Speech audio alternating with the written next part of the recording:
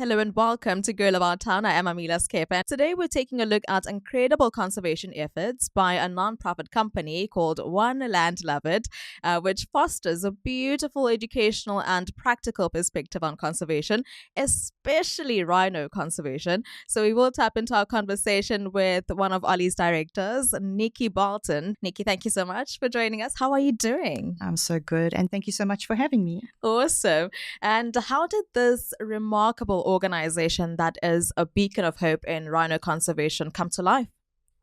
It's quite a long story, but let me try and be succinct. Okay, so basically we are volunteers with Sandparks, our family. Yes. So we've been involved in volunteering for the park, for different parks for a long time. And as a result, we sort of immersed in conservation and we were aware of the rhino crisis. Yes. And kind of got to a point where we were saying, well, what can we do? What more can we do? How can we help in this situation? Because if you think about it, there are 1 million plant and animal species on the brink of extinction. And yet we know there is a problem with rhino and we can't save them. Yeah. So what chance do all those other species actually stand of being saved if we can't resolve the problem with our rhino? And the first 7 weeks of this year, we lost 35 rhino in Kruger. 35 in 7 weeks. That's how we started the new year. So this is not something that's going away. And what other species are we going to be able to save if we can't stop this? So as One Land Love It, or as we often refer to as Ollie, that's the acronym. Yes. And we've got this beautiful big life-size rhino that's called, he's not real, he's fiberglass, but he's called Ollie as well. The children love him. So as Ollie, we believe that everyone cares, but not everyone does. And it's not enough. You have to move from just caring to doing, make a way to make a difference physically yourself. So in 2015, my husband had this crazy idea. He was kind of, I don't know, they say that the first part of your life you live for success and the second part for significance. Maybe it had to do with that, you know. But he just said, you know what, I have to do something.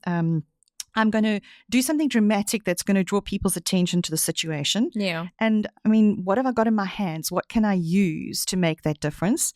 And he thought, well, my bicycle. I'll use my bicycle.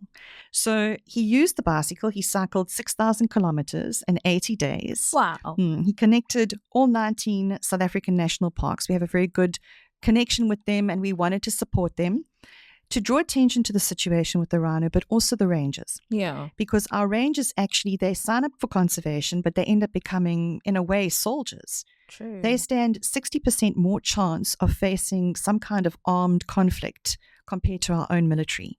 So these guys are at the front line. They're on the forefront of this. And we wanted to validate them, support them, and draw attention to what they're doing.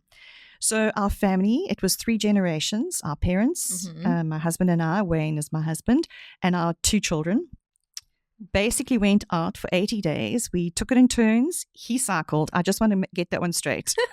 I'm a brilliant supporter. I am not a cyclist. I sat in the air-conditioned car because at times the temperatures reached 60 degrees. It was insane. It was the height of summer. It was the only time we could actually take off from our business to be able to do it. So it was over Christmas. And it was unbelievable. We actually created amazing media exposure and awareness. And we called it One Land Love It, which is a very easy message to understand. We've got one land and we need to love it. How are we doing that? So since then, there have been a few other expeditions, awareness drives, and we've become kind of synonymous with that kind of different out there awareness initiative. So he cycled up to the Mozambique border, let me make it clear.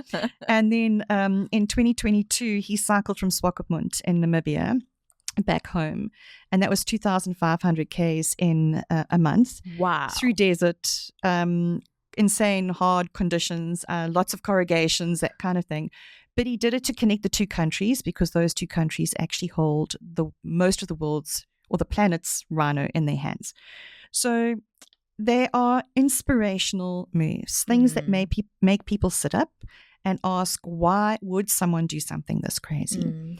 And then when they hear the answer, it's kind of leads to the question, well, what am I doing? How am I making a difference?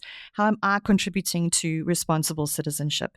So it's very effective and motivating for people. They keep asking us, what next? What next? But basically, we can't keep doing expeditions. It's not sustainable. We have to live. We have to survive. We have to work. So in 2017, we formed a nonprofit, a registered nonprofit called One Land Love It. It's a nonprofit company, structured. We have goals, multifaceted approach to rhino conservation. And so far, we've been very credible, very impactful and effective. So it's working really well. So, One Land Love It is predominantly rhino focused, right? Please tell us about the direct rhino support initiative that Ollie is spearheading. Okay. So, we take a holistic approach to conservation. So, if I could just sum up, we have 4 goals. Yes. Okay. First, create awareness. Second, educate. The third is to support and educate conservation communities. Those are communities that border our parks, and try and inspire wildlife warriors that are going to fight for the integrity of those parks. And then fourth, tangibly make a difference by fundraising to physically protect and save rhinos. And that's our direct rhino work. So we assist in all areas of rhino protection where there's a legitimate lead. We make sure that we've got credible contacts. We don't just support, we make sure it's legitimate. Yes. And so this could be anything. I'm not going to name everything, but maybe some that would be of interest would be things like we've paid for the training of anti-poaching units. We equip rangers in certain areas where they might not have stretchers or tents or torches to be out in the bush for nights on end. We'll support them in that way. We support rhino orphanages. Now, obviously, your rhino babies, that's the collateral damage. The mom is poached, the baby is left to fend for itself. Some of those little babies don't even know how to drink from a river. So they're traumatized, they need to be taken care of. And we partner with orphanages that we find credible, that we want to work with. We've got long-standing relationships with for things like medicine, equipment, milk powder, lucerne and teff, things that they eat and might need. And then we also do procedures they're called dehorning, collaring and notching. And I'll explain that, but basically that requires specialized veterinary fees. It's not like your vet for a dog or a cat. A rhino is a big animal. So, and often it will require things like helicopter fees. So things like medicines, samples that are taken of blood and hair and horn and tissue will go to a biobank. So we will pay for things like that so that it's a resource that's accessible, that helps with things like, this might sound boring, but it's genetic diversity, which is really important. Yes. And also, in the case of a horn being found, say at an airport, they don't know where it comes from. If it's registered on the biobank, they can immediately identify where poaching is occurring. They can trace it back, which is really important, or find the source basically of that horn. And then things like purchasing collars, those can be quite costly. And I don't know if you know what a collar is. It's kind of like a bracelet. Yes. So it goes around the ankle of the animal. I've seen it before, okay. Yes. So dehorning is not something we really like or advocate, because the place the horn belongs is on a rhino. It's there for a reason. God knows why it needs it to protect itself. So we don't want to take that horn away. But in some areas, that honestly, that is what is going to save them, is dehorning. But if we dehorn, we also collar, or some cases we just collar, and that's got a GPS locator in it. So it means you can find the animal very quickly. You don't spend a lot of time out there trying to search for it. You can get to it quickly. And there's new infrastructure, which is unbelievable, AI infrastructure, that they are now using that actually picks up on the algorithms of that animal. So it can tell if that, it starts to adjust, and it knows when that particular animal is in distress. And it can pick up if it's serious distress, life-threatening, or if maybe it's a female and she's pregnant. They can even tell when she's giving birth. So they can pinpoint, you can imagine the statistics that they're getting from this. It's quite amazing. Yeah. So it also means that if an animal is in severe distress, they can immediately react to that situation, either by sending up drones or an anti-poaching unit, or called an APU, to immediately go and investigate. And that means their response time is so much quicker. Sometimes poachers would be able to go into a park and spend the night poaching. No one would know that was going down the entire night. Now, they can literally there's an alert, immediate response. So you're actually preventing more animals in your own reserve or in neighboring reserves from being targeted. Yes. And an alert will also go out to the South African police. So they will be on the lookout for those guys and be able to track and find them really quickly. Wow. So it's changing the way that we deal with how we protect these animals. So ultimately, we believe in collaboration. We have an extended Ollie family. That's how we would refer to them. Yeah. Our family is at the core of it. We have directors, but anyone else that comes alongside and gets involved helps us. And last year we had 5 schools, an international donor, and we partnered with Dr. William Folds. I'm not sure if you're familiar with him, but he's like our famous vet in the Eastern Cape. We're incredibly proud of him, internationally renowned vet for rhino work. And we undertook a project near Graafrenet that cost over 300,000 Rand. And we equipped this little reserve with their AI infrastructure. So all their rhinos have got the collars, Yes. the gateways for the GPS, I don't know what you'd call it, the transmissions, that kind of thing. They are all in place. And they went from being on their back foot to being at the forefront of security in their region. So you can imagine how it positioned them. Yes. Their whole population is protected. And the people involved, international, educated, and primary school children. They made that difference. So unfortunately, we can't always say where a procedure has taken place or how many animals were involved for security reasons, but you can understand the risk that would entail. But direct rhino work is huge. We have to tangibly make a difference. Yes. And what are the various challenges that you face as a non-profit company in the field of conservation? I hate to say it, but probably money. Yeah. That is the biggest factor, is fundraising. And I hate the fact that that's something we have to actually focus on, but it is. We've got willing hearts, people that really want to make a difference, but primarily raising funds, which is, you can understand, ongoing. And if we're going to be raising money for these kinds of procedures, it costs a lot. And we faced with economic times that are tough. People are actually wary of nonprofits, or they're inundated with requests. And there's also something called rhino fatigue. So for years, people hear about there's a problem with the rhino, there's a problem with the rhino. And so eventually they kind of get tired of it, and it doesn't mean much. They just don't realize how serious and critical the situation is. If we look back about 100 years ago, we had 500,000 rhino roaming Africa and Asia, and today less than 28,000 are left. So, Wow. I mean, that's across all 5 species, okay?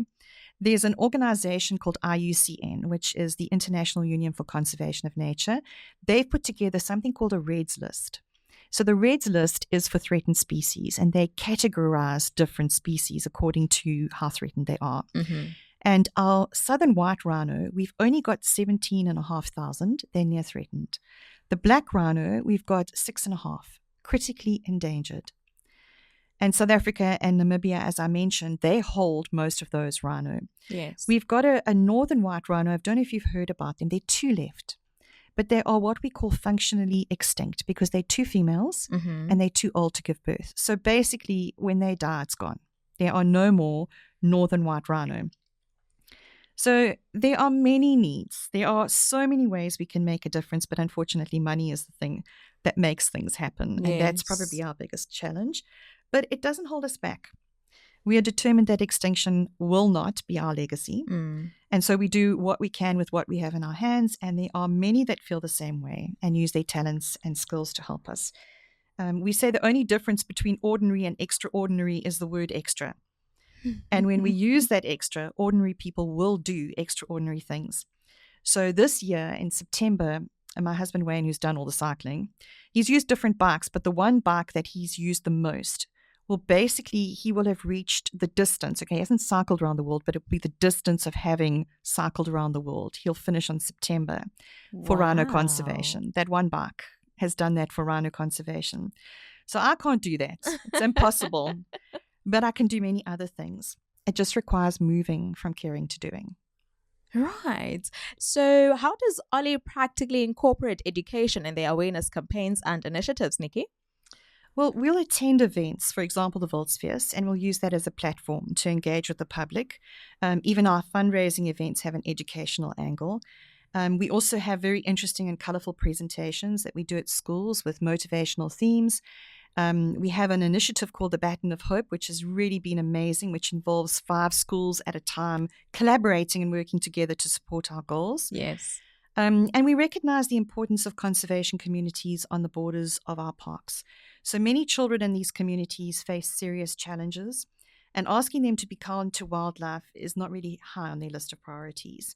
They often don't have a meal that night, they don't have school shoes, girls often miss school because they don't have sanitary support. Subsistence poaching in those areas is real, and the issues associated with snaring are a very big problem. So we want to inspire the children to see themselves as wildlife warriors protecting the park, not to see the park as an unknown space beyond the fence, inaccessible. So we find ways to demonstrate kindness, especially through school shoes and sanitary pad support. And in line with that, we've got Ollie the rhino, and we go along with Ollie, we go along with rangers. We always take rangers from the park. So, for example, this last week we were in the Addo area. At 2 different schools, we handed out about 200 pairs of shoes with rangers. So the children have that association with the park. And they know our hearts and they trust our conservation message. So at the end of the day, we lead by example. We point to the crisis, which is an authentic and inspiring way to educate and motivate change. Awesome. And how do you reckon rhino conservation efforts have evolved since Ollie's inception in 2015 to date? Well, technology is amazing, developing all the time. And so I mentioned the AI infrastructure earlier on, which is great. Using things like drones and cameras and just upping the game with APU training, that kind of thing. But also an important area is the support from the legal system. So the legal system has become much more vigorous in protecting the species. Recently, poachers were sentenced on their intention to poach. So they didn't actually even have rhino horn on them. But through what was present, what was picked up, they were able to actually convict them. That means before the animal was killed, which makes a huge difference. You know, you actually deterring people from doing it. And sentences can even be as long as 18 years. So hopefully it becomes more of a deterrent. So this is great. But at the end of the day, unless we can stop the criminal syndicates who unfortunately become more and more creative, and educate the overseas market on the impact they are making on our natural heritage because of greed and false medical information. They think it's going to cure cancer, which it's not. It's made of keratin, the same as our fingernails and hair. You know, it's not going to do anything. So they'll keep poaching and stealing our natural heritage until there are no rhino left. People make a fuss when poaching statistics drop, get all excited. But the reality is that there are actually less left to poach. Wow. Nicky, how can the ordinary citizen get involved in the movement of saving our rhinos with One Land Love It? Well, be extraordinary. Identify and use your extra. Find ways to move from caring to doing for conservation. If you can see some way in which you can make a difference or collaborate with us, let us know. You can reach out to us. Something that we also do is in September, which is Heritage Month, and also when we celebrate World Rhino Day, that's on the 22nd of September, we challenge people to participate in what we call the Ollie Move. So Ollie, the acronym for One Land Love It, move from caring to doing. So in that month, over a week, the challenge is open. You can do anything. Challenge family, friends, people in South Africa, overseas, to do something for rhino, create awareness. And you can do this also by registering on Strava. There's no cost involved. It's just so we can see how many people are involved, and you're accountable. Join the Ollie Club on Strava, or you can actually register on the Ollie Move site. So we've got our webpage, which is www.oneland.co.za, but we also have one for moving. And that is www.move.oneland.co.za. And you can go onto that site, register, tell us what you're doing for rhino, but also teach yourself about the issues. Ask yourself what you can do to develop a mindset of responsible citizenship, to be a wildlife warrior. There's this great saying, if not me, then who? If not now, then when? Nobody else can do it for me. It begins with me. So our challenge would be extraordinary. Great. Awesome. Thank you so much, Nikki, for joining us on Girl About Town. It was indeed an educational conversation. I've learned a lot. Good. So thank you so much. It's We a appreciate pleasure. it. Thank you for having us. Awesome.